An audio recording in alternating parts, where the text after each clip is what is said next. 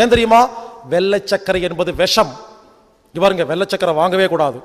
அச்சு வெல்லம், உருண்டை வெல்லம், பனங்கருப்பட்டி, பஞ்சாமிர்தம், தேனு, சப்பாட்டா பழம் இதெல்லாம் சாப்பிடுங்க, நல்லது. வெள்ளை சர்க்கரை கெட்டது. சர்க்கரை நோயாளிகளுக்கு வெள்ளை சர்க்கரை சாப்பிட்டா வியாதி வந்துடும் முதல்ல சொன்னாங்க. அது மாறி போய் சர்க்கரை நோயாளிகள் இனிப்பு சாப்பிட்டா அப்படின்னு மாத்தி விட்டாங்க. வெள்ளை சர்க்கரை எப்படி தெரியுமா தயாரிக்கிறாங்க? முதல்ல சர்க்கரை தயாரிக்கிறதெல்லாம் சொல்லி கொடுத்துட்றேன், புரிஞ்சுக்குங்க. இந்த கரும்பு இருக்கு இல்லையா, கரும்பை ஜூஸ் போட்டு, கரும்பு ஜூஸ் ரோட்டில் விற்கிறாங்க இல்லையா, அதுதாங்க சர்க்கரை. இந்த கரும்பு ஜூஸ் எடுத்து என்ன பண்ணுவாங்கன்னா ஒரு குண்டால கொட்டி எரிப்பாங்க. கரும்பு ஜூஸ் சூடா எரியும் பொழுது அதுக்குள்ள கருப்பு கருப்பா அந்த அழுக்கெல்லாம் இருக்கு இல்லையா, அதெல்லாம் வரும் தனியா. மஞ்சளா பொன்னிறத்துல அந்த சர்க்கரை வரும். அதுல கொஞ்சம் ஹைட்ரோஸு, கொஞ்சம் சுண்ணாம்பு இதெல்லாம் கொஞ்சம் ஊத்துவாங்க. ஊத்தனா என்ன தெரியுமா, நல்லா பொங்கி வரும். அப்ப அந்த கருப்பா இருக்கு இல்லையா, அந்த அழுக்கையெல்லாம் ஜல்லடை போட்டு எடுத்து அந்த குப்பையை ஓரமா கொட்டிடுவாங்க.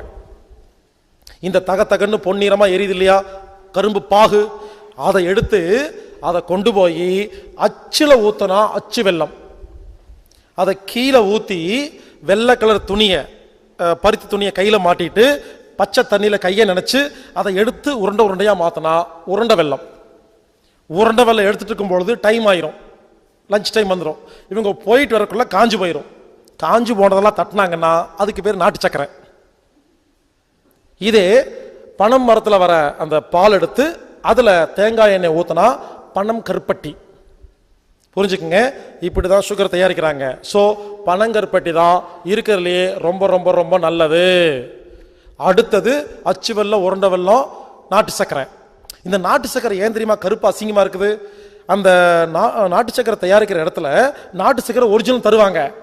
இந்த குப்பையை ஓரமா போட்டிருக்காங்க இல்லையா, இந்த கடைக்காரங்க என்ன பண்றாங்க, இது தனியா வாங்கிட்டு வராங்க, அது தனியா வாங்கிட்டு வராங்க, மறுபடியும் கலந்து கொடுத்துட்றாங்க. அதான் நாட்டு சக்கரை வாங்கும்போது சில குண்டா கருப்பா இருக்கும், வெயிட்டுக்காக வச்சிருப்பாங்க. அது குப்பை. புரிஞ்சுக்குங்க, இதுதாங்க நல்ல சக்கரை. வெள்ளை சக்கரை எப்படி தெரியுமா தயாரிக்கிறாங்க? இந்த நாட்டு சக்கரை இருக்கு இல்லையா, அது பாவு உருவாகுது இல்லையா, அதை எடுத்துட்டு போய் அதுல ஏகப்பட்ட கெமிக்கல் எல்லாம் கொட்டி, சல்பர் அப்படிங்கிற மிக கொடுமையான ஒரு கெமிக்கலை கொட்டி, அதை விடுங்க சுடுகாட்டில் இருக்கிற எலும்பெல்லாம் இருக்கு இல்லையா, இந்த சுடுகாட்டில் அடிக்கடி தோண்டி தோண்டி வேற பணம் புதைக்கும் போது பல எலும்பெல்லாம் இருக்கு இல்லையா, இதெல்லாம் மூட்டை கட்டி வச்சிருப்பாரு அந்த வெட்டியான். இது ஏன் தெரியுமா? அதை ஒரு இடத்த ஒருத்தன் வாங்கிட்டு போவான், அது அங்க இங்க கை மாறி கடைசியா சக்கரை ஆலைக்கு போயிடும். எல்லா எலும்பையும் அதுல போட்டு அப்பதாங்க வெள்ளை சக்கரை தயாரிக்கவே முடியும், இல்லைன்னா தயாரிக்க முடியாதுங்க. எதுக்கு சொல்ல வரேன்னா, ஒரு சின்ன கேள்வி கேட்கிறேன். வெள்ளை சக்கரை ரேட் அதிகமா, பனங்கருப்பட்டி இல்ல அச்சு வெல்லம் இது ரேட் அதிகமா? உண்மையிலே சொல்ல போனா இந்த பனங்கருப்பட்டிய பல ப்ராசஸ் பண்ணி தான் வெள்ளை சக்கரை தயாரிக்கிறாங்க. அப்போ ப்ராசஸ் அதிகமா பண்ணும்போது ரேட் அதிகமாகுமா கம்மியாகுமா? அதிகமாகும். ஏன் ரேட்டு கம்மியாகுது? இங்க பாருங்க, 1 கிலோ நாட்டு சர்க்கரைய 15 கிலோ வெள்ளை சர்க்கரையா மாத்துறாங்க. அதுல கெமிக்கல் போட்டு கட்டமா கட்டுறாங்க. இந்த வெள்ளை சர்க்கரை எப்படி உருவாச்சுன்னு கேட்டீங்கன்னா, கொஞ்சம் வருஷத்துக்கு முன்னால பெரிய பெரிய 5 ஸ்டார் ஹோட்டல் எல்லாம் இந்த நாட்டு சக்கரை கலக்கும் போது அசிங்கமா இருந்து சொல்லி இந்த வெள்ளை சக்கரை கட்டியா கட்டமா கட்டி ஸ்டைலா வச்சிருந்தாங்க. அது ஃபேஷனா போய் கடைசியில் கவர்மெண்ட் எடுத்து அதை வியாபாரம் பண்ண ஆரம்பிச்சிருச்சு.